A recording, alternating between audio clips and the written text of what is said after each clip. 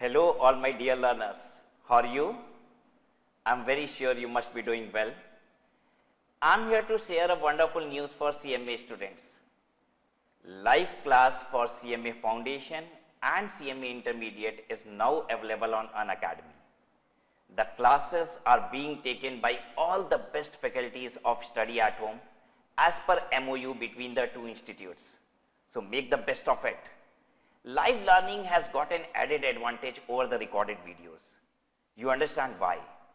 As because you can ask your doubts, you can clear your queries simultaneously during the session from the faculties. So what you need to do for it? You just need to go to the platform Unacademy. There are numerous, you will find there are numerous special classes, that is free classes, which you can watch using the unlock code study at home. And if you go for plus subscription, that is full batches of CMA Foundation or Intermediate, again you need to use the same code, that is study at home, to grab additional discount. Please note it down. What is the code? Study at home. All alphabets together. There's no space in between. So happy learning. All the best.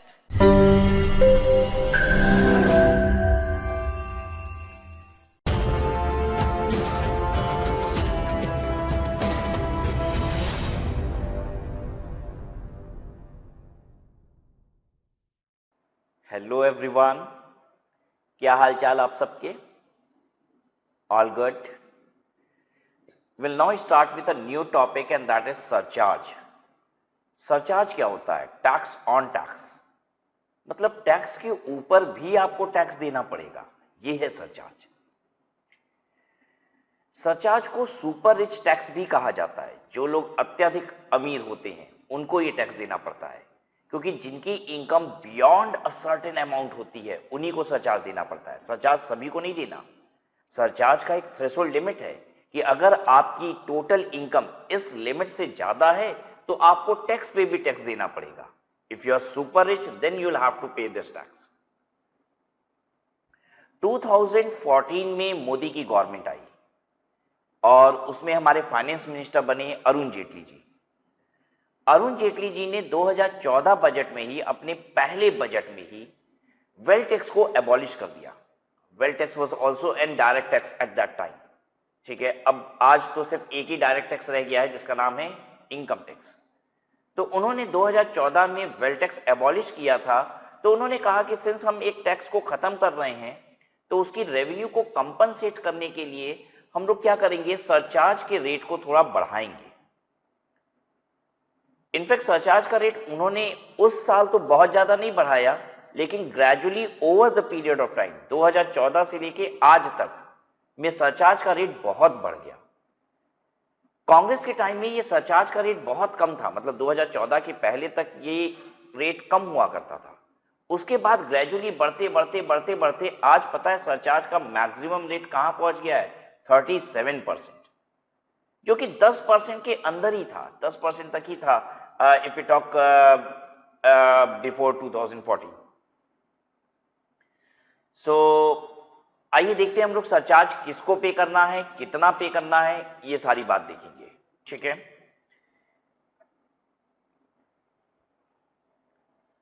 Surcharge के chart में सबसे पहला column है that you can see is SSC. Right, तो SSC कौन है ये देखिए पहले आप. देन उसके बाद सेकेंड चीज क्या देखनी है? Threshold limit. थ्रेशोल्ड लिमिट का मतलब क्या है कि इनकम अगर इस लिमिट से एक्सीड करेगी तभी आपको सरचार्ज देने की आवश्यकता है, अदरवाइज नहीं.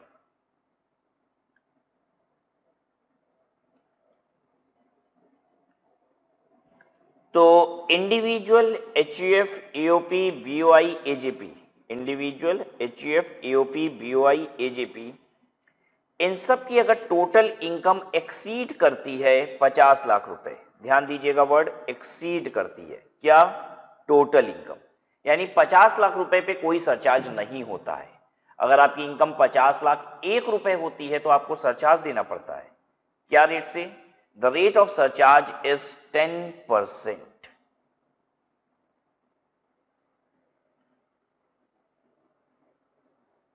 But if your income is exceeding ₹1 crore, if your total income is exceeding 1 crore, then the rate of surcharge will become 15%. The rate of surcharge will become 15%. Now the question for you, suppose my total income is 1 crore rupees, what is the surcharge rate that I am liable to pay? What surcharge rate is applicable on me? मेरी income 1 crore रुपए है total income, मेरे ऊपर surcharge का rate क्या लगेगा? मेरे ऊपर सरचार्ज का रेट लगेगा 10%। ध्यान दीजिएगा, 1 करोड़ से ऊपर अगर टोटल इनकम होती है तो सरचार्ज का रेट होता है 15%। 1 करोड़ तक तो कितनी होगी? 10% ही। बताइए अगर मेरी टोटल इनकम 50 लाख रुपए है, सरचार्ज का रेट क्या होगा? निल, सरचार्ज का रेट ही नहीं होगा। सरचार्ज का रेट तब आपके ऊपर 10% का एप्लीकेबल होगा अगर आपकी टोटल इनकम क्रॉस करती है 50 लाख रुपए को।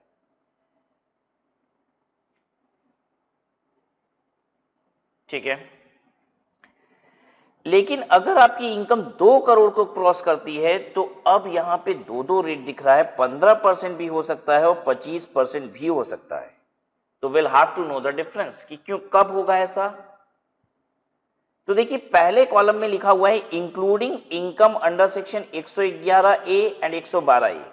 अगर आपकी इनकम में 111A की इनकम और 112A की इनकम है तो आपका रेट ऑफ सरचार्ज है 15% का। लेकिन अगर आपकी इनकम में 111A और 112A की इनकम नहीं है, excluding income under section 111A and 112A, तो आपके ऊपर रेट ऑफ सरचार्ज है 25%। मैं रिपीट करता हूं, इस बात को समझाने की कोशिश करता हूं आपको। पहले तो ये जानना होगा 111A और 112A क्या होता है, 111A एंड 112A ये क्या होता है। This is short term capital gain on which STT is paid, और ये क्या है, long term capital gain on which STT is paid.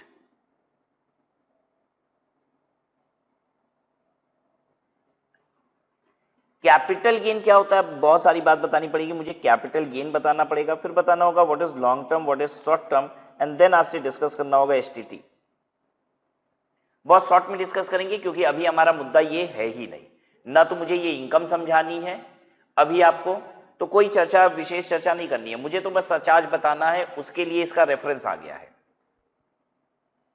Capital gain क्या है? अगर आप कैपिटल एसेट को ट्रांसफर करते हैं तो आपको कैपिटल गेन होगा। कैपिटल एसेट का मतलब क्या होता है, प्रॉपर्टी। अगर आप प्रॉपर्टी को ट्रांसफर करते हैं तो आपको कैपिटल गेन होगा। जो शेयर्स होते हैं, बॉन्ड्स होते हैं, डिबेंचर्स होते हैं, ये भी आपकी प्रॉपर्टी है। जब आप स्टॉक एक्सचेंज के थ्रू कोई भी ट्रांजैक्शन करते हैं तो आपको एसटीटी पे करना पड़ता है। एसटीटी कब पे करना पड़ता है? जब ट्रांजैक्शन होता है स्टॉक एक्सचेंज के थ्रू। ठीक है, किसका ट्रांजैक्शन? शेयर्स का और यूनिट का। ऑब्वियसली वो शेयर और वो यूनिट्स, यूनिट्स मतलब म्यूचुअल फंड की यूनिट्स, ठीक है, वो शेयर्स और वो यूनिट्स जो कि स्टॉक एक्सचेंज में लिस्टेड है तभी तो उनका ट्रांजैक्शन हो रहा होगा वहां से, राइट। तो एसटीटी पे कब होता है? एसटीटी पे होता है लिस्टेड शेयर और यूनिट्स के रिस्पेक्ट में।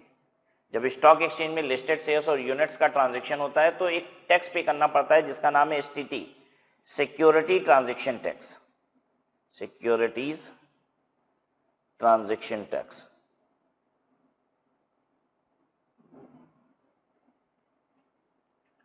ठीक है, ये इनकम टैक्स नहीं है, ये इनकम टैक्स का हिस्सा ही नहीं है, ये एकदम अलग टैक्स है।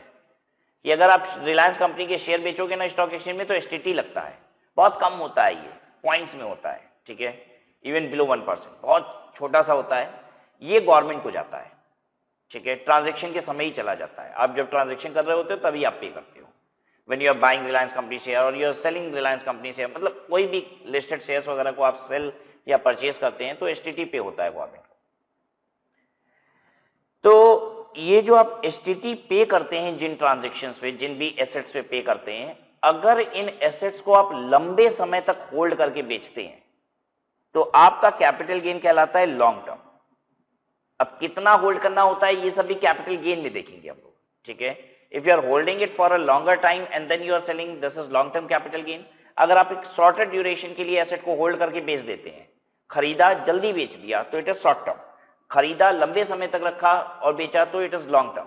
Please do not be very specific at this point of time. We are doing introduction, basic concepts अभी हम लोग कर रहे हैं. We do not need to understand what is capital gain basically today, right? Since I am referring this section 111A and 112A for the purpose of surcharge, I just want you कि भाई आपको भी थोड़ा बहुत इन sections के बारे में पता हो. तो इस सेक्शन में शॉर्ट टर्म कैपिटल गेन आता है एसटीटी पेड वाला, और इस सेक्शन में लॉन्ग टर्म कैपिटल गेन आता है एसटीटी पेड वाला. मतलब शेयर वाली इनकम, शेयर बेचने वाली इनकम है ये, ठीक है. कहता है अगर शेयर बेचने वाली इनकम है आपकी, ठीक है, 2 करोड़ रुपए के बियॉन्ड, तो आपका रेट ऑफ सरचार्ज है 15%. लेकिन 2 करोड़ रुपए की आपकी इनकम तो है बियॉन्ड, लेकिन शेयर से अलग इनकम भी है हटके, शेयर से हटके अलग इनकम भी है दूसरी, तो बाकी जितनी दूसरी इनकम है ना, उस पे रेट ऑफ सरचार्ज 25% का होगा. मैं रिपीट करता हूं अपनी बात. अगर मैं 50 लाख रुपए से ऊपर कमाता हूं तो चाहे कोई भी इनकम हो, फर्क नहीं पड़ता, मुझे 10% सरचार्ज देना है. अगर मेरी इनकम 1 करोड़ रुपए से ऊपर है तो मुझे 15% सरचार्ज देना है. मेरी इनकम का कंपोजिशन क्या है, उसमें कौन सी इनकम, इस बात से फर्क नहीं पड़ता. लेकिन अगर मेरी इनकम 2 करोड़ रुपए से ऊपर है और तो उसमें जितना शेयर वाली इनकम का एलिमेंट है, शेयर वाली इनकम का एलिमेंट है 111A 112A, तो उस पर तो टैक्स मुझे देना है 15%, टैक्स ऑन टैक्स सरचार्ज देना है 15%. लेकिन जितनी और इनकम है, जितनी और इनकम है, बाकी इनकम है other than 111A and 112A, उस पे मुझे सरचार्ज देना है 25%. Now if my income is above rupee 5 crore, again there are two bifurcations that you need to take care of. कि 15% का सरचार्ज लगेगा, 15% का सरचार्ज लगेगा उस इनकम पे जो कि शेयर वाली है, यानी कि 111A 112A. उसके अलावा जितनी इनकम होगी उस पे 37% का सरचार्ज लगेगा. Just think of it, 37% surcharge हमारे देश में लिया जाता है, टैक्स पे भी टैक्स, ठीक है. और जो लोग ज्यादा कमाते हैं वो टैक्स कितना देते हैं आपको पता ही है. पुराने स्लैब के हिसाब से 10 लाख रुपए के ऊपर कितना आ जाता है, पुराने स्लैब के हिसाब से 10 लाख रुपए के ऊपर 30% आ जाता है, और नए वाले स्लैब के हिसाब से 15 लाख रुपए के ऊपर 30% आ जाता है. तो जो लोग 50 लाख 1 करोड़ कमाते हैं वो सब ऑलरेडी 30% टैक्स दे रहे हैं. 30% टैक्स दे रहे हैं, उसके ऊपर 37% सरचार्ज भी लगेगा जो लोग 5 करोड़ से ऊपर कमा रहे हैं. 30% का 37% और लग जाएगा, ठीक है. तो इस बात को एक अलग तरीके से भी बोला जा सकता है कि अगर आपकी 111A और 112A वाली इनकम है तो उस पे सरचार्ज 15% से ज्यादा कभी नहीं बढ़ रहा. अब देख लो 15% पे आके कांस्टेंट हो जा रहा है. लेकिन जितनी बाकी इनकम है उस पे 25% और 37% भी आएगा. क्या इस बात को मैं अलग तरीके से लिखवा दूं आपको, जो इसका कंक्लूजन है? लिखिए आप, surcharge on the amount of income tax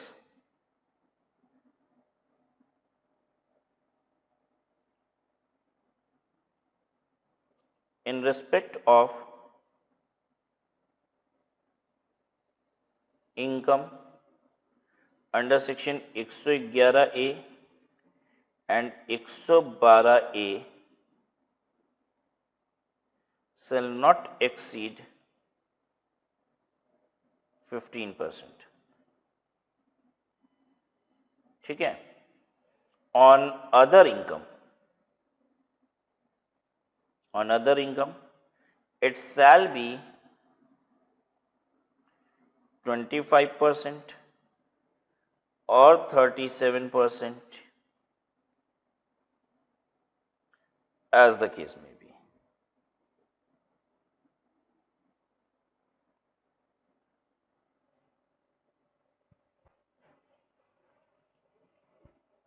ठीक है. नाउ कमिंग टू, नोट कर लीजिए आप आराम से.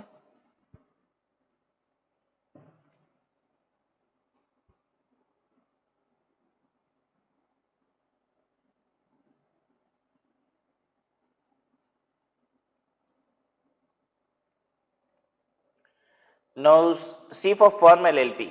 अगर फर्म एलएलपी की इनकम 1 करोड़ से ज्यादा है तो 12% का सरचार्ज होता है. फर्म एलएलपी की इनकम अगर 1 करोड़ से ज्यादा है तो 12% का सरचार्ज होता है। अगर डोमेस्टिक कंपनी की इनकम 1 करोड़ से ज्यादा है तो फर्म एलएलपी में कोई टेंशन नहीं है, बस 1 करोड़ से ज्यादा है तो 12% का सरचार्ज, नहीं तो नहीं। ये ज्यादा ठीक है बल्कि, ठीक है। इंडिविजुअल में इतना कॉम्प्लेक्स बना दिया है, 50 लाख से ऊपर, फिर 1 करोड़ से ऊपर, फिर 2 करोड़ से ऊपर, फिर 5 करोड़ से ऊपर, अलग अलग रेट है, ठीक है। और उसमें भी इनकम वाइज बाइफर्गेशन है कि भाई इनकम ये है तो फिर इतना सरचार्ज, ये इनकम ये है तो इतना सरचार्ज। और अगर दोनों ही इनकम है तो भाई जितनी शेयर वाली इनकम है उसका अलग सरचार्ज निकालो, अब शेयर वाली इनकम के अलावा जितनी इनकम है उसका अलग सरचार्ज निकालो। फर्म कंपनी ठीक है, 1 करोड़ रुपए पे 12%। डोमेस्टिक कंपनी अगर 1 करोड़ रुपए से ऊपर इनकम है तो 7%, और अगर 10 करोड़ रुपए से ऊपर इनकम है तो 12%। लेकिन वो डोमेस्टिक कंपनी जिन्होंने टैक्सेशन ऑप्ट किया 115 बीबीए या फिर 115 बीएबी, याद है कि भूल गए? 115 बीबीए और 115 बीएबी भूल गए हो तो दिखा दूं, ये रहा 115 बी डबल ए 22% वाला, और 115 बी ए बी रंग दिया था मैंने तो इसको पिछली क्लास में 15% वाला, ठीक है। तो ये जो 22% और 15% पे टैक्स देते हो ना, अगर ये ऑप्शन आप लेते हो तो आपको सरचार्ज देना पड़ेगा 10% का without any threshold. Oh my God, कितनी बड़ी बात सरकार ने कर दी, ठीक है। मतलब घुमा फिरा के कान मरोड़ ही दे रही है आपकी सरकार। एक बात बताइए, मैं 25% पे टैक्स देता हूं, ठीक है, और 1 करोड़ से ज्यादा कमाऊंगा तब तो 7% देना है, नहीं तो 1 करोड़ से नीचे वाले तो 25% दे रहे हैं टैक्स, ठीक है। लेकिन यहां पे क्या होगा, 1 करोड़ से नीचे वालों का 22% टैक्स है, और 22% का 10% यानी 2.2%, 2.2% सरचार्ज हो जाएगा, तो हो तो गया 22% टैक्स और 2.2 उसका सरचार्ज, तो 24.2 हो तो गया, 25 तो पहुंच जा रहा है। फायदा कहां दे रही है सरकार? आया समझ में आपको? 1 करोड़ से नीचे वाले 25% देते हैं, और नहीं तो आप 22 ऑप्ट कर लीजिए, 22 ऑप्ट करेंगे तो आपको सरचार्ज भी देना पड़ जाएगा 1 करोड़ से नीचे इनकम तब भी, क्योंकि यहां कोई थ्रेशोल्ड है ही नहीं। तो 2 रुपया 20 पैसा 2.2% और बढ़ जाएगा, तो 24.2% हो गया ना आपका। तो कहां फायदा मिला अब आपको? और इतनी सारी रिस्ट्रिक्शन लगा दी सरकार ने। फॉरेन कंपनी 1 करोड़ के ऊपर 2% और 10 करोड़ रुपए के ऊपर 5%। आपको फॉरेन कंपनी का सरचार्ज बहुत कम दिख रहा होगा, बड़ा कम ले रही है भाई सरचार्ज इनसे तो 2% 5%। तो फॉरेन कंपनी से टैक्स रेट भी तो 40% ले रही है सरकार, ठीक है। अब सरचार्ज भी 20-20%, 40-40% ले लेगी तो बचेगा क्या उस फॉरेन कंपनी को? वो धंधा किस लिए करेगा? भारत सरकार के लिए करेगा क्या सिर्फ? राइट। तो फॉरेन कंपनी के केस में आपको सरचार्ज कम मिल रहा है देखने को, 1 करोड़ तक 2 और 10 करोड़ के ऊपर 5%। So these are the rates that you need to mug up, you need to learn. क्या सभी इनकम पे यही टैक्स लगते हैं जो आपने अभी पढ़ा मुझसे? नहीं, कुछ स्पेशल इनकम है जिसका रेट स्पेशल है। Special income, special rate. कौन कौन सी? एक तो 111 ए वाली इनकम, ध्यान दीजिएगा, ऊपर से कंफ्यूज नहीं हो जाइएगा। ऊपर आपको टैक्स का रेट नहीं पढ़ाया गया था, ऊपर सरचार्ज पढ़ाया गया है। अभी टैक्स ऑन टैक्स कितना होता है? जो 111 ए वाली इनकम होती है ना, short term capital gain on listed shares और यूनिट्स, इसका टैक्स रेट बहुत कम है, ये स्लैब के हिसाब से नहीं चलता है। कि स्लैब याद है ना, पहले 2.5 लाख तक नील, फिर उसके बाद 5%, फिर उसके बाद 20%, फिर 30%, ऐसा नहीं होता। ये जो शॉर्ट टर्म कैपिटल गेन होता है ना, इसका फ्लैट 15% लगता है, फ्लैट 15%। मैं एक इंडिविजुअल, मेरी 1 करोड़ रुपए की इनकम है, शॉर्ट टर्म कैपिटल गेन 111 ए वाली, पता है मुझे 1 करोड़ का 15% यानी कि 15 लाख रुपए देना होगा।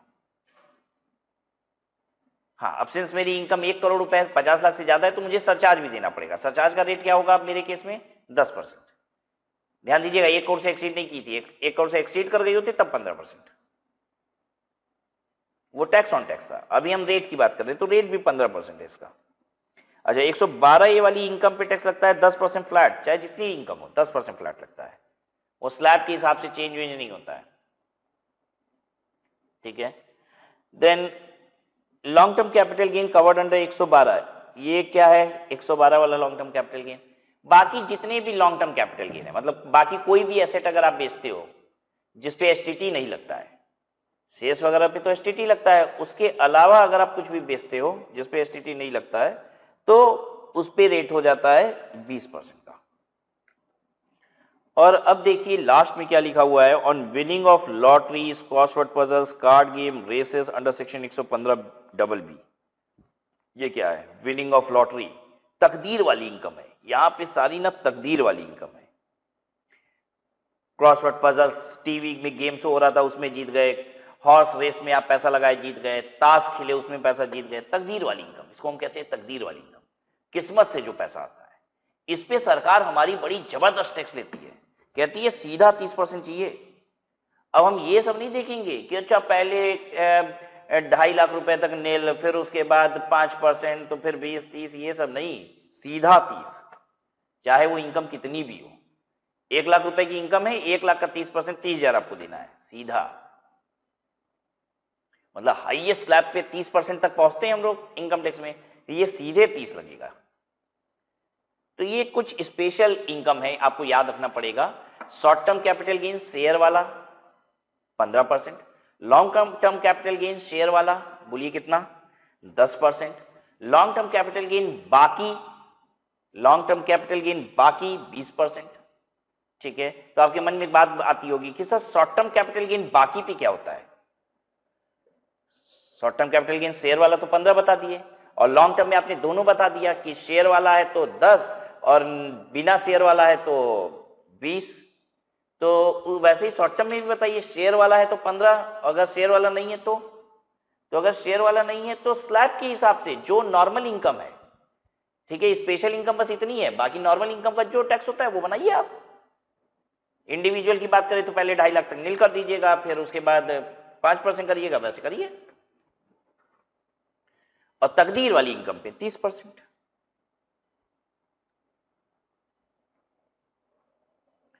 Now coming to the next heading, that is rebate.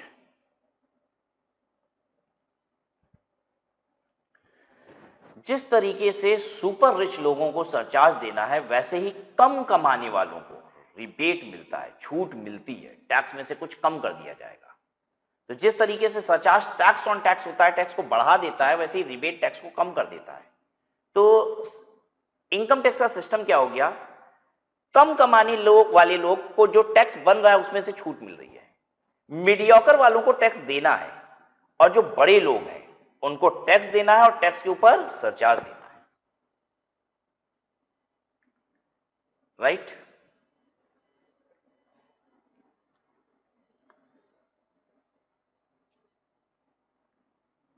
तो rebate under section 87A, a resident individual having total income up to ₹5 lakh shall be eligible for a rebate of 12,500। एक रेजिडेंट इंडिविजुअल है जिसकी total income 5 lakh रुपए तक है, उसको 12,500 रुपए तक का रिबेट मिल जाएगा।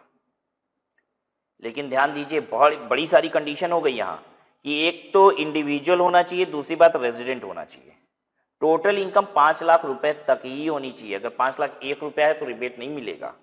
रिबेट मिलेगा, कंडीशन इंडिविजुअल होना चाहिए, दूसरा रेजिडेंट होना चाहिए, टोटल इनकम कितनी होनी चाहिए, 5 लाख रुपए तक की होनी चाहिए, तो रिबेट मिल जाएगा 12,500 रुपए का। Rebate under section 87A not available to any other SSC. 87A का रिबेट बाकी किसी एसएससी को नहीं मिलेगा। This rebate is available before charging cess. Rebate 87A का किसी भी दूसरे एसएससी को नहीं मिलेगा, सिर्फ इंडिविजुअल को मिलेगा, और ये सेस के पहले मिलता है। लास्ट आइटम होता है इनकम टैक्स में सेस।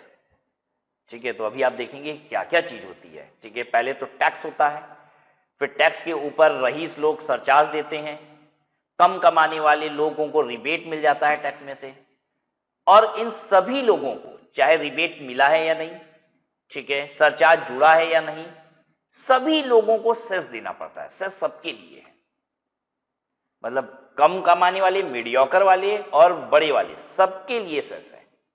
फिर उसके बाद सेस देना पड़ता है, और सेस का रेट होता है 4%, फाइनल 4% सेस भी लगेगा, और सेस का नाम होता है हेल्थ एंड एजुकेशन सेस। ये क्यों लेती है सरकार? सरकार कहती है कि जो हम सरकारी स्कूल चलाते हैं, फ्री में हेल्थ फैसिलिटीज देते हैं, तो उसके लिए पैसे कहां से आएंगे? तो आप जो लोग पैसे कमाते हो वो लोग क्या करोगे? सेस दोगे, और इस सेस से हम लोग क्या करेंगे? ये काम करेंगे। ठीक है, हेल्थ और एजुकेशन मेंटेन करेंगे कॉम्प्लीमेंट्री लोगों के लिए, राइट। तो मैं चाहूंगा एक छोटा सा कैलकुलेशन आप करिए ना। ठीक है,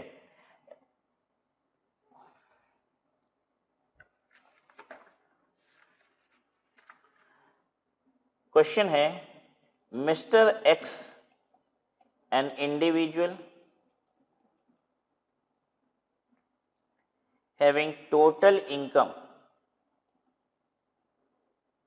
ऑफ ₹4,40,000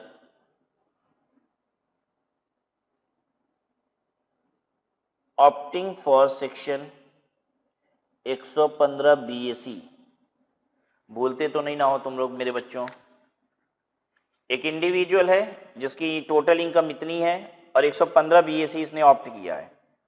115 BAC का मतलब क्या हो गया? नया वाला स्लैब रेट ऑप्ट किया है। ठीक है, इंडिविजुअल है, टोटल इनकम 5 लाख से कम है, रिबेट मिलेगा? हाँ। आप कहोगे सर रेजिडेंट नॉन रेजिडेंट का तो पता नहीं चल रहा है। तो अगर रेजिडेंट नॉन रेजिडेंट का पता नहीं चलेगा तो क्या एज्यूम करोगे आप? लिख लीजिए इस बात को, लिख लीजिए इस बात को कि अगर मुझे कभी भी पता ना चले कि whether the person is resident और नॉन रेजिडेंट, तो will always assume person to be resident. अच्छा, अब ये तो न्यू स्लैब ऑप्ट कर रहा है तो उसमें एज से कोई मतलब ही नहीं होता। लेकिन अगर पुराना स्लैब ऑप्ट कर रहा होता, मतलब ये ऑप्शन ना ले रहा होता 115 BAC का, तो पुराने स्लैब के हिसाब से टैक्स देता। तो पुराने टैक्स स्लैब में एज भी चाहिए हमें। एज क्यों चाहिए? 60 साल से कम का है तो 2.5 लाख रुपए तक टैक्स फ्री है, 60 साल से ऊपर है तो 3 लाख रुपए तक टैक्स फ्री है, और 80 साल से ऊपर है तो 5 लाख रुपए तक टैक्स फ्री है। तो आपको जानना होगा ना एज क्या है। अगर एज क्वेश्चन में ना दिया हो तो हम क्या मानेंगे? 60 साल तक का ही है, 60 साल से कम का है। और 2.5 लाख रुपए वाला जो स्लैब चलता है ना, 2.5 लाख रुपए तक टैक्स फ्री, वो वाला आप क्या करेंगे? स्लैब रेट अप्लाई करेंगे। आइए यहां पे कैलकुलेशन शुरू करते हैं हम। आंसर हेडिंग देंगे आप। अब कैसे प्रेजेंटेशन किया जाता है वो देखिए, computation of income tax of mister x assessment year. कौन से असेसमेंट ईयर की कैलकुलेशन करते हो आप?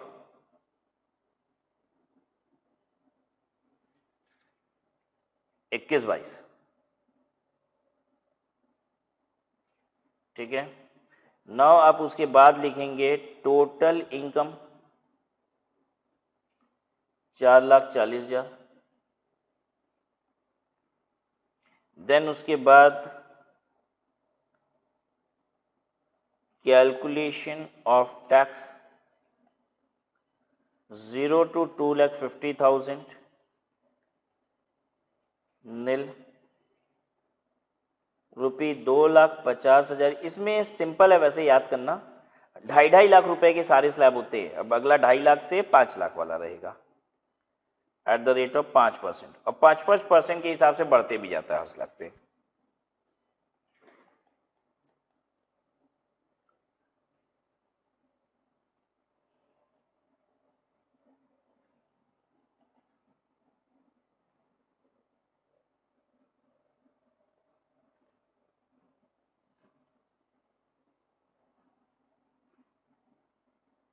ओहो, मैं 5 लिख रहा हूं, यहां कितना होगा? 10%, फिर यहां 15%। मैं क्या कर रहा हूं? इनकम बढ़ाओ, इतनी मेहनत कर ली मैंने, इनकम बढ़ा दूं? जाने दो, पता नहीं कहां हूं मैं। 4,40,000 रुपए तक कैलकुलेट करो कितना हुआ भाई? 440 minus 2.5 lakh eight the rate of 5%,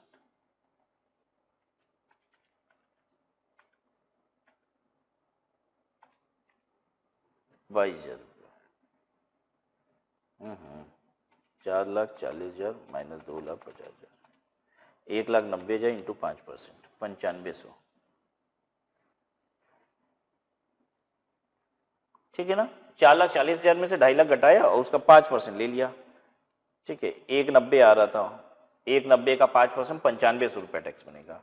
total हो गया 9500 रुपया। अब आप देख लीजिए सरचार्ज लगेगा क्या नहीं। अरे सरचार्ज तो 50 लाख के ऊपर वाले देते हैं। रिबेट मिलेगा क्या? हाँ, 5 लाख रुपए तक वाले को रिबेट मिलता है, तो लेस रिबेट। रिबेट लिखते समय उसका सेक्शन जरूर लिखना होगा हमें। रिबेट अंडर सेक्शन 87A होता है, ये सेक्शन रट लीजिए क्योंकि आपको हमेशा ऐसे ही लिखना होगा। रिबेट अंडर सेक्शन लिखा जाता है U/S, अंडर सेक्शन 87A। कहां तक मिलता है? 12,500 रुपए तक की रिबेट मिल जाएगी, 12,500 तक की रिबेट मिल जाएगी। ठीक है, यहाँ पे टैक्सी कितना है? 9500, तो रिबेट 12,500 नहीं मिल जाएगी कि रिबेट 12,500 की मिल गई, अब सरकार से तुम पैसा ले लो। ठीक है, ऐसा नहीं होगा, आपको 9500 रुपए की रिबेट मिल जाएगी। ये सब्जेक्ट टू होता है, सब्जेक्ट टू 12,500, वो मैक्सिमम अमाउंट है। तो आपका टैक्स बनेगा नील।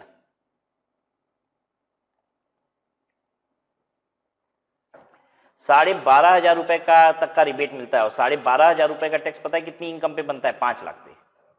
5 लाख माइनस 2.5 लाख करेंगे तो 2.5 लाख आएगा। 2.5 लाख का 5% होता है 12,500 और उतना रिबेट मिल जाता है। तो मोटा मोटी आप चाहें तो ऐसा कह सकते हैं कि जो लोग 5 लाख रुपए तक कमाते हैं उनको टैक्स नहीं देना होता। जो लोग 5 लाख रुपए तक कमाते हैं साल का, उनको टैक्स नहीं देना होता।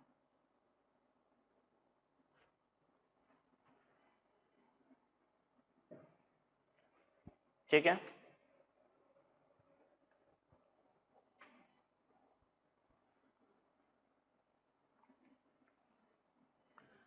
आइए क्वेश्चन और कर लेते हैं आपके साथ।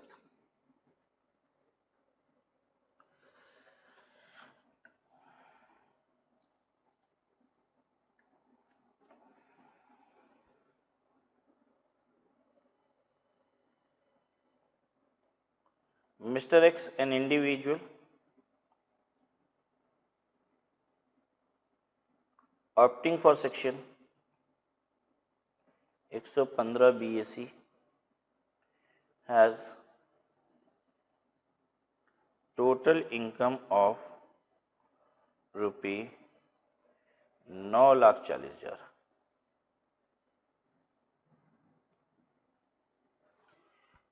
मिस्टर एक्स एक इंडिविजुअल है, 115 बीएससी के तहत इसकी 15 बीएससी ये ऑप्ट करता है और इसकी टोटल इनकम 9,40,000 रुपया है।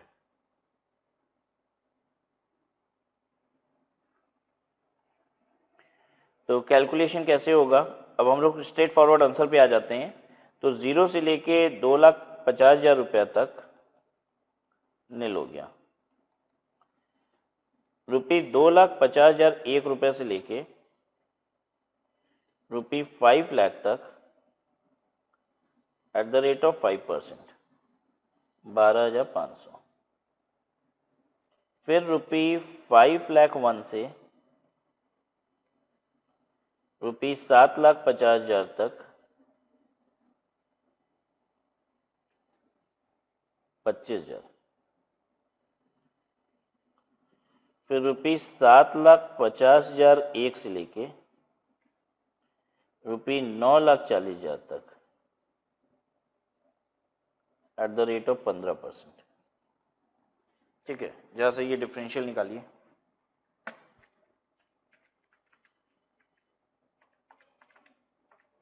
₹1,90,000 का 15%, 28,500। ठीक है ना, कोई दिक्कत तो नहीं ना हो रही है बच्चों? इसकी जोड़ लगा लीजिए। अब 28,500 प्लस 25,000 प्लस 12,500, 66,000 रुपये। ठीक है, अब क्या करें हम नेक्स्ट? क्या हम लोग चेक करते हैं सरचार्ज लगेगा? सरचार्ज लगता है कुछ लोगों को, नहीं 50 लाख के ऊपर लगता है, नहीं लगेगा। रिबेट मिलेगा? नहीं भाई, रिबेट मिलता है 5 लाख तक वालों को, तो रिबेट भी नहीं मिलेगा, सरचार्ज नहीं जुड़ेगा। 5 लाख भी होता ना तो भी रिबेट मिल जाता। और एक सरचार्ज लगता है जब 50 लाख के ऊपर होता है, 50 लाख 1 रुपए पे सरचार्ज लगता। तो सरचार्ज नहीं, रिबेट नहीं, तो क्या करें नेक्स्ट?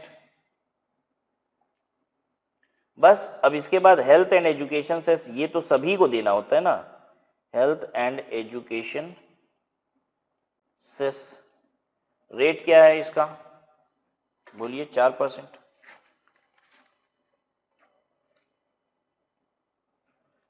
66,000 का 4% निकालो इंटू 4%, 2640, ये हो जाएगा 68,640।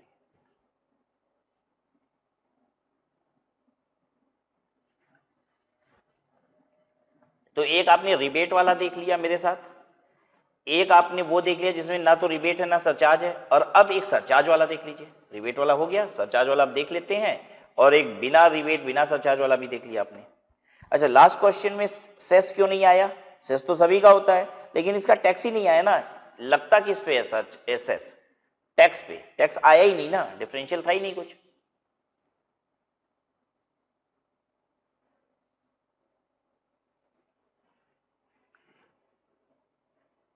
क्वेश्चन, टोटल इनकम 55,20,000 रुपए रख लीजिए, ऑप्टिंग फॉर सेक्शन 115 BAC।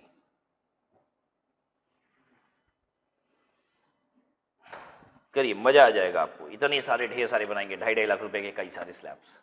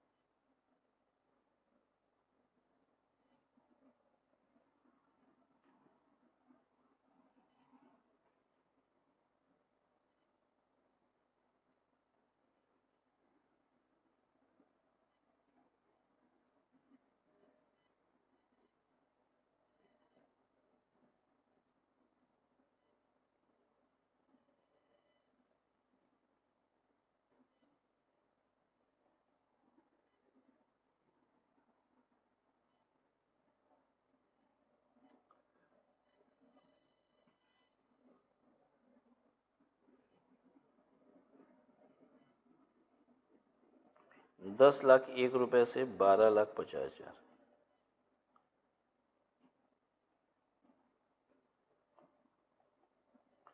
आदमी थक जाएगा लिखते लिखते, ऐसा लगता है नहीं?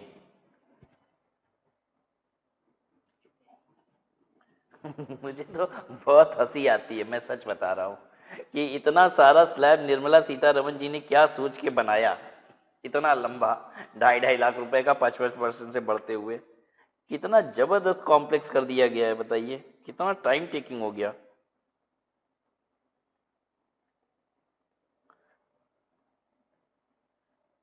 अब 15,01,000 के ऊपर पूरा क्या होता है, 30% लगता है, तो जहां तक है इनकम लिख लीजिए 55,20,000 रुपए तक एट द रेट ऑफ 30%।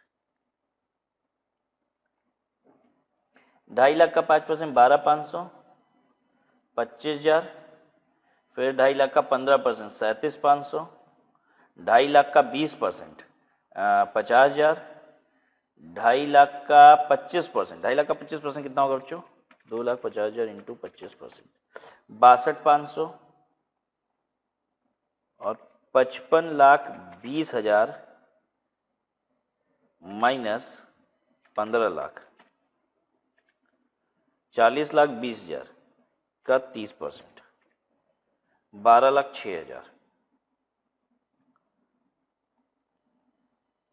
जोड़ लीजिए।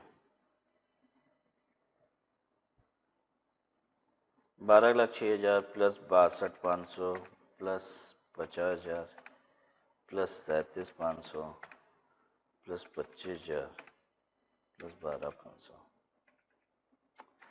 गड़बड़ हो गई कुछ कैलकुलेटर पे। 12,06,000 प्लस 62,500, 50,000, 37,500, 25,000, 13,93,500। अब बताइए नेक्स्ट स्टेप क्या होगा? पहले सोचना है सरचार्ज लगेगा क्या, हाँ 50 लाख रुपए की ऊपर इनकम है, सरचार्ज लगेगा, प्लस सरचार्ज का रेट कितना है 10% है, तो 13,93,500 का 10%, तो 139350, जो अभी टैक्स आया है ना उस टैक्स पे 10% सरचार्ज लगेगा। जोड़ दीजिए प्लस 10%, 15,32,850। ठीक है, अब क्या होगा, सरचार्ज हो गया, सरचार्ज वालों को रिबेट तो मिल नहीं जाएगा, सरचार्ज एकदम अलग कैटेगरी है, रिबेट वालों की अलग कैटेगरी ही होती है। ठीक है, अब एक चीज है जो सभी को देना है, health and education cess at the rate of 4%, 15,32,850 का 4% जोड़िए, 61,314 रुपया ऐड करके निकाल लीजिए, 15,94,164।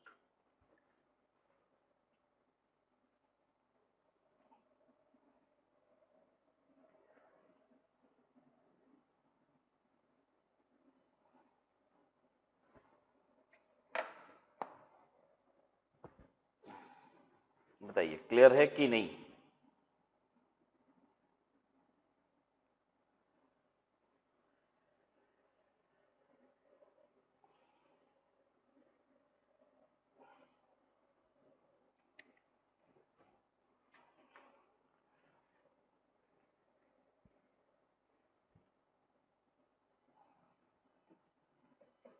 इसको हम बोलते हैं टैक्स पेबल।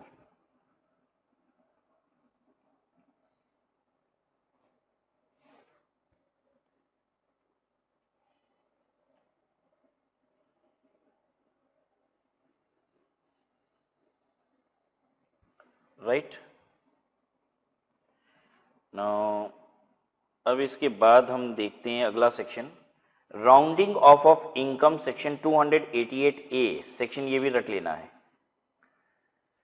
जितने सेक्शन में आपको सर्कल आउट कराता जाऊं पूरे कोर्स में उसको याद कर लीजिएगा, उतने ही सेक्शन आपको याद करने हैं।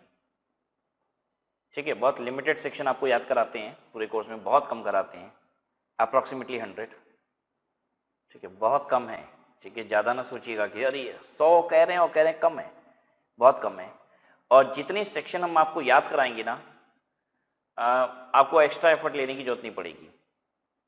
आप विश्वास मानिए मेरा, मैं इतनी बात सेक्शन के टर्म्स में करता हूं ना कि आपको जिन सेक्शंस को मुझे याद कराना होता है वो याद हो जाता है मेरी क्लास देखने के दौरान ही। क्यों? क्योंकि मैं बार बार उन सेक्शंस के नाम लेता हूं, और कई बार तो वो सेक्शन क्या है ये नहीं बोलता है, बोलता हूं सीधे ऐसे 87A लगा दो। 87A क्या है? रिबेट। तो आपको मुझे सुनकर याद हो जाता है।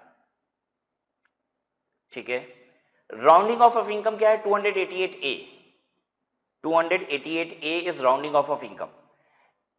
जो टोटल इनकम आपकी आती है बिफोर कंप्यूटिंग टैक्स, उस टोटल इनकम को पहले राउंड ऑफ किया जाता है to the nearest multiple of 10 और फिर टैक्स निकाला जाता है।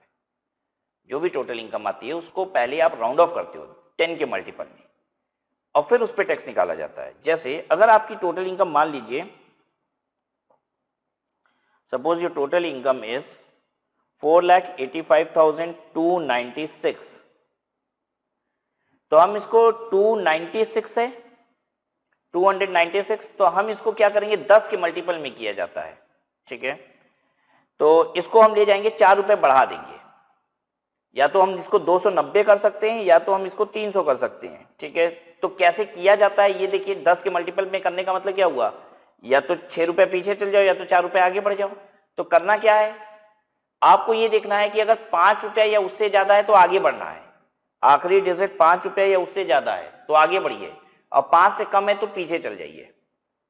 तो इसका राउंडिंग ऑफ होगा 485,300। एक और एग्जांपल ले लेते हैं, मान लीजिए 2,26,842 रुपए किसी की इनकम है, इसकी राउंडिंग ऑफ क्या होगी, 288A लगा देंगे तो क्या होगा 226,840 हो जाएगा।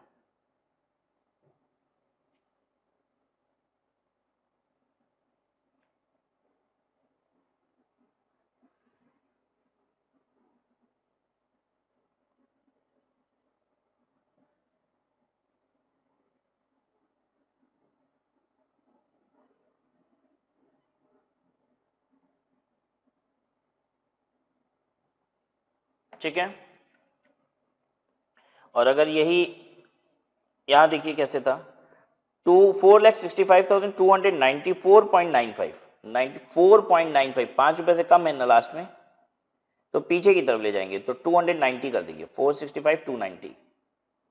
लेकिन यही 465 495 है, 5 रुपए आखिरी में, तो हम आगे बढ़ा देंगे, 495 की जगह 500 हो जाएगा, 465 500। ये होता है 288 की राउंडिंग ऑफ। तो ध्यान दीजिएगा, इस राउंडिंग ऑफ के बिना टैक्स मत निकाल दीजिएगा, राउंड ऑफ करने के बाद टैक्स निकाला जाता है, तो ये गलती ना हो आपसे। तो आप कहोगे सर आप तो धका धका अभी तक टैक्स निकाल रहे थे, तो आपने कभी ध्यान नहीं दिया होगा, मैंने जितने क्वेश्चन लिए उसका आखिरी फिगर 0 था, वो 10 के मल्टीपल में पहले ही था। जो भी हम इनकम लेते थे अभी तक एग्जाम्पल में, वो 0 लेते थे आखिरी फिगर, तो कभी राउंड ऑफ की जरूरत ही नहीं पड़ी। अगर 0 के अलावा कोई भी फिगर होगी तो आपको राउंड ऑफ करना पड़ेगा, आखिरी डिजिट 0 होनी चाहिए। Now coming to rounding off tax, सिर्फ इनकम ही नहीं, टैक्स को भी राउंड ऑफ किया जाता है 10 के मल्टीपल में, और ये होता है 288 बी में, 288 ए 288 बी, आसान है याद रखना। रिबेट 87 ए, तो 3 सेक्शन तो याद कराया अभी तक। 87 A is rebate, 288 A is rounding off of income, 288 B is rounding off of taxes।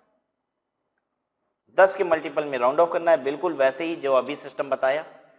अगर आपका टैक्स बनता है 12,826 रुपया, तो आप टैक्स देंगे 12,830 रुपया। अगर आपका टैक्स बनता है 12,822 रुपया, तो आप टैक्स कितना देंगे, 12,820 रुपया। ये हो गया सेक्शन 288 बी।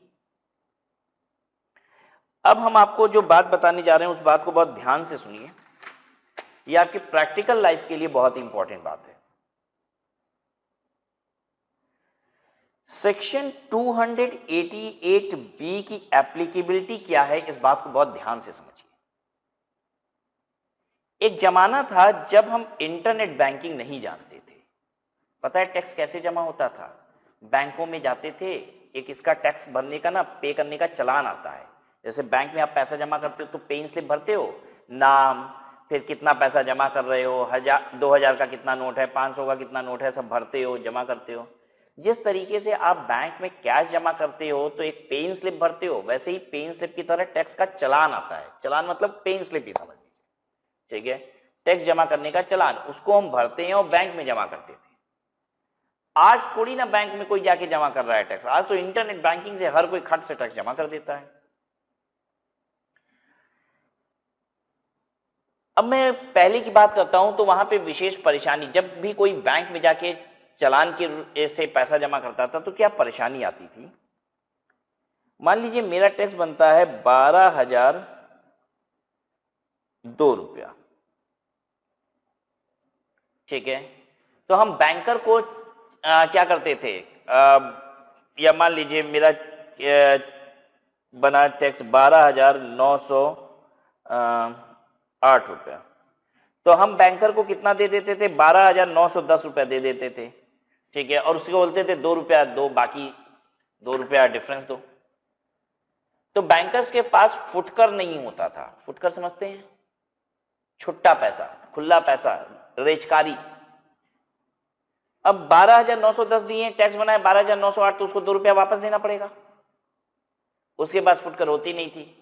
किसी जनरल मर्चेंट की दुकान पे चले जाओ, 2 रुपया उसके पास नहीं होगा तो वो 2 रुपए की आपको एक्लेयर्स दे देगा, 2 टॉफी दे देगा, हिसाब बराबर हो जाता है। बैंक वाला टॉफी लेके तो बैठता नहीं है कि आपने ज्यादा दे दिया तो वो टॉफी दे देगा आपको, राइट। तो ये फुटकर की जो परेशानी थी, इसका हल निकालने के लिए एक कानून बनाया गया 288 बी। एकदम फैक्ट बता रहा हूं आपको, 288 बी कोई विशेष कानून नहीं है। ये फुटकर की समस्या जो हो रही थी उससे निजात पाने के लिए सेक्शन बनाया गया। अब आज की तारीख में इंटरनेट बैंकिंग से हम पेमेंट कर रहे हैं, तो क्या मुझे राउंड ऑफ करने की जरूरत है? अरे इंटरनेट बैंकिंग से तो पैसे में आपको पेमेंट करना है तो पैसे में करिए, कोई दिक्कत ही नहीं है। तो आज इंटरनेट बैंकिंग से जब पैसा पेमेंट होता है टैक्स का, तो जितना टैक्स होता है उतना ही पे होता है। 12,908 का 12,908 ही पे होता है। हाँ, आपकी इच्छा है, आप बढ़ा के राउंड ऑफ करके पे करना चाहते हो तो कर सकते हो, क्योंकि ये लॉ तो है ही। लॉ अभी भी डिलीट नहीं हुआ है, 288 बी डिलीट नहीं हो गया है, 288 बी जिंदा है, तभी तो आप पढ़ रहे हो। अगर डिलीट हो गया होता तो पढ़ते ही नहीं। लेकिन मैं आपको ये बता रहा हूं कि अगर आप इंटरनेट बैंकिंग से पेमेंट कर रहे हैं तो राउंडिंग ऑफ करने की आवश्यकता नहीं है। तो आप एग्जाम में तो राउंड ऑफ करेंगे, लेकिन आप भाई ट्रेनिंग करेंगे, ट्रेनिंग के बाद प्रोफेशनल बनेंगे, तो वहां पे आपको कुछ दूसरा देखने को मिलेगा। आपको मिलेगा नहीं भाई हम तो जितना टैक्स बन रहा है उतना ही पे कर रहे हैं, और सर ने तो राउंडिंग ऑफ सिखाई थी 288 बी की, तो राउंडिंग ऑफ सिखाई थी एग्जाम के लिए। और आपको प्रैक्टिकल एक्सपोजर में क्या होगा ये भी बता दिया कि इंटरनेट बैंकिंग से पेमेंट कर रहे हो तो राउंडिंग ऑफ की आवश्यकता नहीं है। यानी अगर आपका टैक्स बनता है 12,823 रुपया, तो आप कितना पे कीजिए, 12,820 मत पे कीजिए। इंटरनेट बैंकिंग से कर रहे हो ना, 12,823 दीजिए। क्यों 3 रुपए कम दोगे? फुटकर की परेशानी थोड़ी ना हो रही है इंटरनेट बैंकिंग में। इस सेक्शन की एप्लीकेबिलिटी कुछ और थी। ठीक है, तो ये याद रखिएगा, प्रैक्टिकल लाइफ में फुल टैक्सेस पे कर रहे हैं हम, जबकि थियोरेटिकल एग्जाम में 288 बी अप्लाई करने के लिए हम इसकी राउंडिंग ऑफ करेंगे। ठीक है, now coming to rounding off off taxes, क्या वो भी फुटकर की समझ? अरे टैक्सेस से क्या, अरे rounding off of income, income का कोई लेना देना नहीं था। इनकम के लिए लॉ जो बनाया गया वो स्ट्रिक्ट लॉ है। ठीक है, कि आपको इनकम राउंड ऑफ करनी ही पड़ेगी, तो करिए, सब कोई करेगा। ठीक है, तो वो प्रैक्टिकल भी है और थियोरेटिकल भी है। 288 बी क्या है? प्रैक्टिकल नहीं है, थियोरेटिकल है।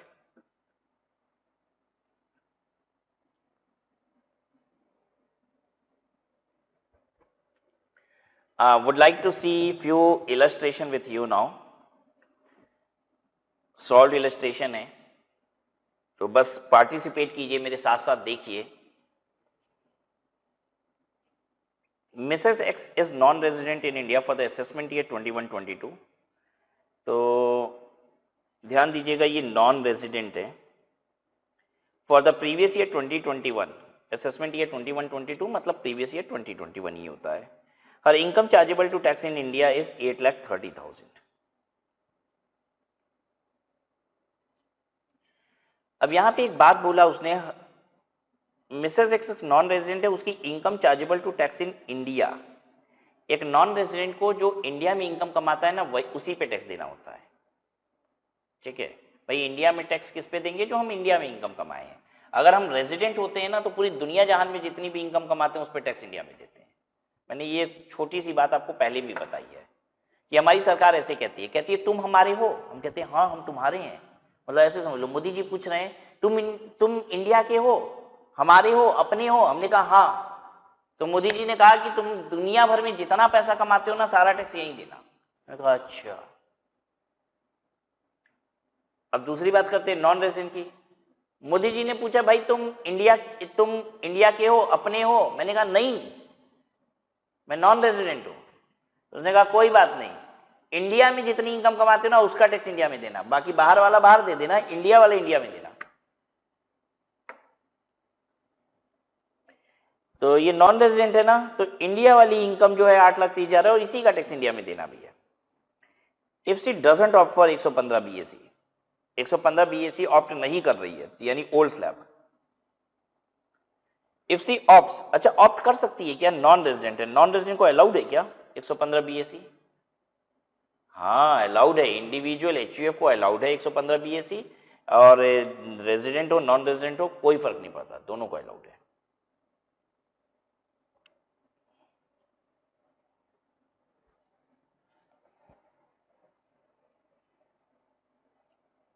ठीक है, so if she opt for 115 BAC, यानी कि न्यू स्लैब में क्या होगा ये बताइए आप। इनकम है 8,30,000, पुराने स्लैब से निकालते हैं पहले। 8,30,000, 2.5 लाख तक नील, 2.5 लाख से 5 लाख 5%, और फिर 5 लाख 1 से लेके 8,30,000 रुपए तक 20%। 5 लाख के ऊपर 10 लाख तक 20% होता था ना ओल्ड स्लैब में। इतना टैक्स आया, कोई सरचार्ज और कोई रिबेट तो होगा नहीं, सेस लगा दो 4%, योग्य टैक्स। देख लीजिए आराम से।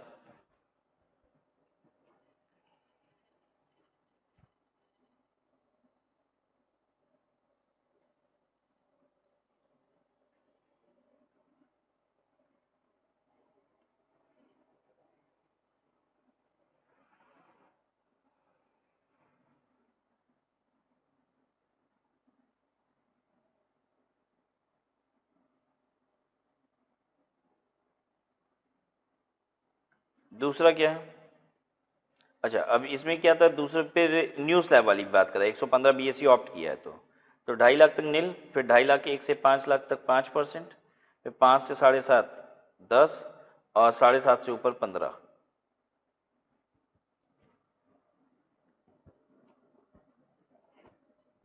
जितना टैक्स आया उस पर 4% सरचार्ज जोड़ दीजिए। देखिए नए वाले स्लैब से टैक्स कम आएगा, ठीक है, नए वाले स्लैब से टैक्स कम आएगा, लेकिन नए वाले स्लैब में एक नुकसान है कि आपको बड़ी सारे एग्जेम्पशन डिडक्शन नहीं मिलती है, ठीक है। तो यहाँ तो हम लोग एग्जेम्पशन डिडक्शन वगैरह तो कुछ कंसिडर कर नहीं रहे, सीधे सीधे एक अमाउंट पे टैक्स निकाल रहे हैं, ठीक है। अब सेम अमाउंट पे टैक्स निकालोगे दोनों जगह, ओल्ड और न्यू, तो न्यू में ही कम आएगा टैक्स, क्योंकि टोटल इनकम ही चेंज हो जाती है ना भाई। न्यू अगर हम ओल्ड में टोटल इनकम निकालें तो टोटल इनकम कम आएगी, क्यों? क्योंकि वहाँ एग्जेम्पशन डिडक्शन मिलता है, और न्यू में टोटल इनकम क्या होगी, ज्यादा हो जाएगी। तो फिर जब एक्चुअल टैक्स दोनों का निकलेगा ना तो समझ में आएगा फायदा कहाँ है। और एग्जेम्पशन डिडक्शन की अभी आपको जानकारी नहीं है, अभी तो आपको स्लैब अप्लाई करना सिखाया जा रहा है, यही है बेसिक कॉन्सेप्ट्स। अगर 4,30,000 रुपए तक की इनकम है तब, तो एक बात देखिए, यहां पे इस क्वेश्चन में कहता है कि मिस्टर एक्स रेजिडेंट है इंडिया में, असेसमेंट ईयर 21-22 में, प्रीवियस ईयर 20-21 में उसकी इनकम जो है वो 4,30,000 रुपए है, इसकी टैक्स लाइबिलिटी निकालिए। एक बात बताइए कि आपको बता रहा है कि 115 बीएससी ऑप्ट किया है कि नहीं? आप कहोगे नहीं सर कहीं नहीं बताया क्वेश्चन में। हम कहते हैं बताने की जरूरत भी क्या है, इसलिए बताने की जरूरत नहीं है, चाहे पुराना स्लैब हो चाहे नया स्लैब हो, 2.5 लाख तक नील होता है, 2.5 लाख से 5% होता है, ये तो दोनों में ही था। तो जिसकी इनकम 5 लाख रुपए के नीचे है वहां क्या करेंगे आप जान के कि 115 बीएससी ऑप्ट कर रहा है कि नहीं? मेरी बात समझ में आई आपको? जरूरत क्या है आपको? आपको बिल्कुल भी जरूरत नहीं है ये जानने की कि 115 बीएससी ऑप्ट हो रहा है कि नहीं, उस केस में जहां पे इनकम ही 5 लाख रुपए तक की है। तो 2.5 लाख तक नील, चाहे पुराना स्लैब हो चाहे नया स्लैब हो, और 2.5 लाख से 5 लाख तक, यानी कि इस केस में 4,30,000 रुपए तक 5% होगा, चाहे पुराना स्लैब हो चाहे नया स्लैब हो, दोनों में ही टैक्स 9,000 रुपए आएंगे, और दोनों में ही आपको रिबेट 12,500 रुपए का मिल जाएगा। तो यहां इनकम ही 9,000 थी, इसलिए 9,000 का रिबेट, टैक्स नहीं। इनकम 5 लाख से कम है ना, 5 लाख रुपए तक की इनकम वालों को, टोटल इनकम वालों को रिबेट मिलता है।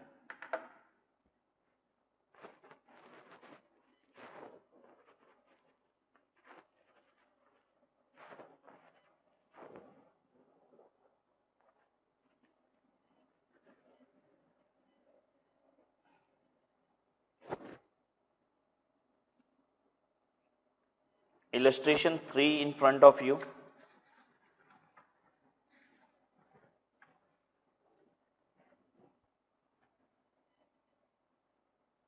Mr. Y is resident in India for the assessment year 21-22. For the previous year 2021, his income chargeable to tax in India is 2,65,000. जिसकी इनकम 5 लाख रुपए से कम होती है ना, उसके लिए हमको मत बताओ 115 बीएससी ऑप्ट किया है कि नहीं, मुझे जरूरत नहीं है, क्योंकि मुझे मालूम है 5 लाख रुपए तक की इनकम का टैक्स बराबर होता है दोनों ही केस में। इसकी 2,65,000 रुपया है, 2 लाख तक टैक्स लगेगा नहीं, 2,65 है ना, 15,000 रुपए जो 2.5 लाख से ऊपर है, जितना 15,000 रुपया, उस पर 5% लगेगा, 750 रुपया आएगा, और 750 रुपया का क्या मिल जाएगा, रिबेट मिल जाएगा, टैक्स नील हो जाएगा। अच्छा, यार रेजिडेंट की जगह नॉन रेजिडेंट होता तो क्या टैक्स में फर्क पड़ता? बस मुझे इतना बताओ, टैक्स में फर्क पड़ता है या नील ही होता? रेजिडेंट नहीं, वो नॉन रेजिडेंट है, फर्क पड़ जाता, 750 रुपया टैक्स बन जाता, क्योंकि रिबेट नहीं मिलता। रिबेट किसको मिलता है? रेजिडेंट को, resident individual, please remember, rebate जो मिलता है वो सिर्फ रेजिडेंट इंडिविजुअल को मिलता है।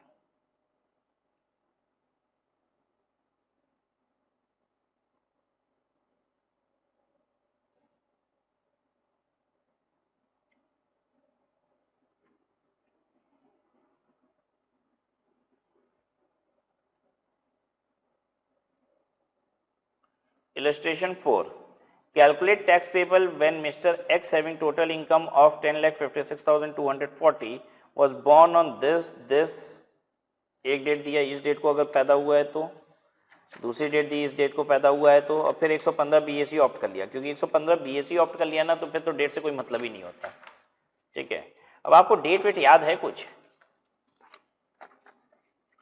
1/4/41 या उसके पहले पैदा हुआ है तो सुपर सीनियर होता है। 1/4/41 एक डेट याद करा दी थी मैंने, 1/4/41 या उसके पहले सुपर सीनियर। 1/4/61 1461 या उसके पहले सीनियर, और 1461 के बाद पैदा हुआ है तो ना तो सीनियर ना तो सुपर सीनियर। ठीक है, तो 1/4/41 और 1/4/61 ये डेट हम लोग ने याद की थी, ये 1/4/41 के पहले वाली डेट है, तो इसकी वजह से ये सुपर सीनियर हो गया। सुपर सीनियर भी बोलते हैं और वेरी सीनियर भी बोलते हैं। और ये वाला हो गया 1/4/41 के बाद वाली डेट हो गई ना, तो ये सीनियर सिटीजन हो गया। और यहाँ पे मतलब ही नहीं होता, चाहे आपकी एज कितनी भी हो, 115 बीएससी ऑप्ट कर लियो तो एक ही स्लैब सबका है। तो 10 56 240 है, तो 5 लाख तक नील, 5 से 10 20%, और 10 लाख से 10,56,000 तक 30%। ठीक है, तो हमने टैक्स निकाल लिया, टैक्स से तीनों को जोड़ दिया, फिर उसके बाद 4% सेस जोड़ दिया। जोड़ने के बाद ये आ रहा था 547, और आपको मालूम ही है कि इनकम और टैक्स दोनों की आखिरी डिजिट क्या होनी चाहिए? 0। 47 को राउंड ऑफ करेंगे तो 50 हो जाएगा। हम ऐसे लिखेंगे टैक्स पेबल, और यहाँ लिखेंगे tax payable rounded off under section 288B।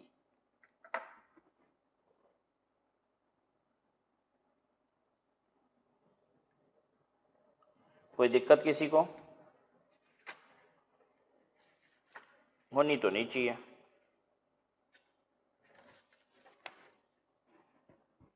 दूसरे वाला पार्ट जो है क्वेश्चन का, उसमें 5 लाख की जगह 3 लाख तक की छूट मिलेगी। देखिए 3 लाख तक मिली, अकॉर्डिंगली आगे बढ़ जाइए। और तीसरे वाले में चेंज होता ही नहीं है, अगर आप 115 बीएससी ऑप्ट करेंगे तो वही 2.5 लाख रुपए पे 55% के हिसाब से बढ़ते जाएगा, वो वाला टैक्स लगा देना है।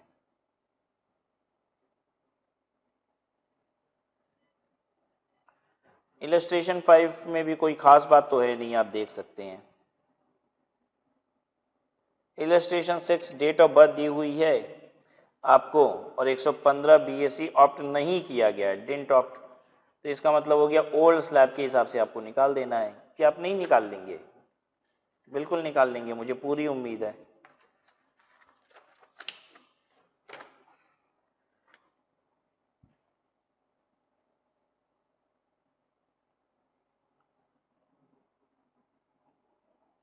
और क्या देखा जाए?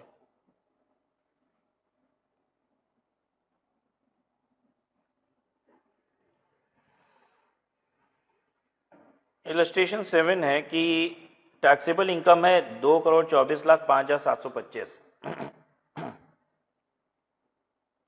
2,24,05,725। Individual not opting for section 115 BSc, वो सेक्शन 115 बीएससी ऑप्ट नहीं किया है, तो पुराने स्लैब के हिसाब से चलाइएगा। ठीक है, और 2 करोड़ रुपए से ज़्यादा इनकम है, ध्यान दीजिएगा, सरचार्ज देना है यहाँ पे, यहाँ सरचार्ज लगेगा 25% का। तो ये टैक्स निकाल लिया हमने, पहले 2.5 लाख पे 5, फिर अगले 5 लाख पे 20, और 10 लाख से ऊपर पूरा 30, और जितना आया उस पर 25% का सरचार्ज, फिर 4% सेस वगैरह ये सब। अच्छा, जोड़ने के बाद ये 85 आ जा रहा था, 5 रुपये उससे ज़्यादा हो तो राउंड ऑफ करके आगे बढ़ाना होता है, तो 85 की जगह 90 कर दिया। ठीक है, फिर फर्म है, फर्म का तो फ्लैट 30% होता है, कोई दिमाग नहीं लगाइएगा, फर्म का फ्लैट 30% होता है, ये रहा फ्लैट 30%। ठीक है, और 1 करोड़ से ज़्यादा इनकम होती है फर्म के केस में तो सरचार्ज का रेट होता है 7%, होता है ना? 12% होता है। ये किसका है? ये वाला था, सॉरी फर्म का ये वाला है 30%, 12% सरचार्ज। और तीसरा तो कंपनी का है शायद, तीसरा इंडियन कंपनी है, 400 करोड़ से ज़्यादा टर्नओवर 18-19 में, तो 30% टैक्स लगेगा, 7% सरचार्ज लगेगा। ठीक है, 400 करोड़ से कम टर्नओवर है तो 25% टैक्स लगेगा, और सरचार्ज 7% का सरचार्ज लगेगा। 1 करोड़ के ऊपर 7% और 10 करोड़ के ऊपर 12% होता है। ठीक है, अच्छा यहाँ पे ये तो बताया नहीं था कि सेक्शन 115 BAB ऑप्ट किया है कि नहीं, ठीक है ना। सेक्शन 115 BAA मैन्युफैक्चरिंग होती तो BAB भी बोला जा सकता था, तो BAA और BAB की बात तो की नहीं गई है। ठीक है,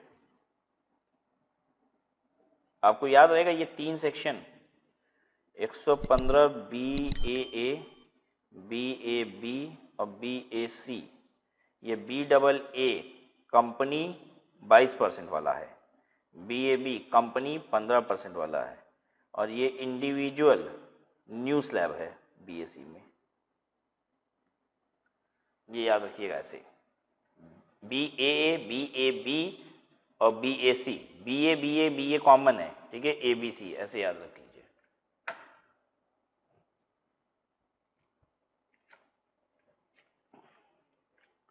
राइट, तो अब आज की क्लास हम लोग यहीं पे स्टॉप करेंगे। ठीक है, हम लोग ने टैक्स के रेट को देख लिया, सरचार्ज देख लिया, रिबेट देख लिया, राउंडिंग ऑफ देख ली, एग्जाम्पल्स, इलस्ट्रेशंस देख लिए। ठीक है, आज की क्लास को हम लोग यहीं स्टॉप करेंगे। अगली क्लास में फिर हम आपको कुछ और बात बताएंगे। Will stop here.